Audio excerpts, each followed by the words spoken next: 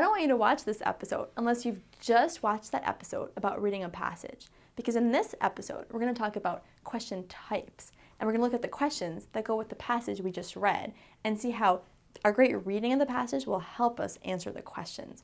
In this episode, we'll talk about the 6 question types that you'll see on the ACT. We'll talk about common wrong answer traps and how not to fall for them. And we'll look at examples from the passage in the previous episode.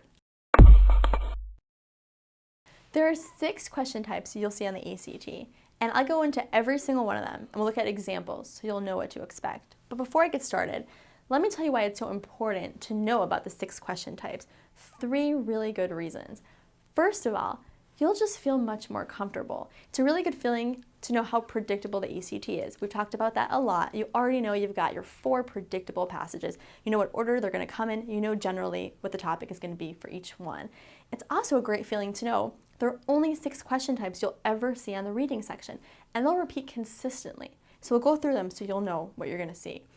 The next reason it's good to know about the question types is that you'll know what to look for in the passages. If you know exactly what the questions are going to be asking, you'll know what to look for when you read. And we did talk about that in the previous episode, but this is just going to reinforce that. Last, pacing. Knowing the question types is really good for pacing. After enough practice tests, you'll have a sense of what question types are more your thing and which ones aren't. So if you get to a question and you know it's a type that takes you a really long time, you're having trouble figuring it out, you might want to just guess and keep going. But that's why it's great to know what question types are which. Detail questions is the first one. These are my favorites. They are the easiest to answer and comprise nearly a third of the reading section. These are the ones that you can spot really easily, and they're just asking about details straight from the passage. No mental gymnastics here, no thinking, is it this, is it that? This is going to be straight in the passage. And the words will let you know that it's straight in the passage. The wording will be something like, the passage states, or according to the passage. Really clear wording to show you that it's straight in the passage, and you don't have to do a lot of thinking about it. Let's look at an example. The passage states that historically, marriage was largely what? And then we've got 4 choices. Now we're not actually going to go through this now. We'll do all the questions together at the end, kind of like how you'd see it on a real reading passage, but I just want to look at the wording here.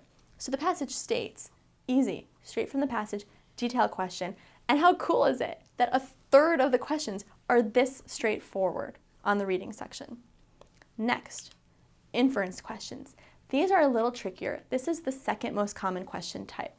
And these are the ones that require you to read between the lines. Remember, we talked about reading the passage and we talked about I wonder statements. Like, why would the author be telling me that? Why is that example there? These are the questions that test your knowledge of kind of what happened between the lines when you were reading. The wording will be things like, the author implies that, or you can infer from the passage that blah, blah, blah, or the passage suggests. You see how that wording also very clear, and it's not straight in the passage. It's something that is almost straight in the passage and maybe a slight logical step. You don't want any logical leaps here. There's still only one right answer choice. It's not like it's an opinion. Let's look at an example. Professor Trevelyan's phrase, so far at least as law and custom could make him, implies that. So what's being implied by this line that comes up here? And again, the language makes it really easy to know. It's an inference question. When you see this on the ACT, hopefully you'll think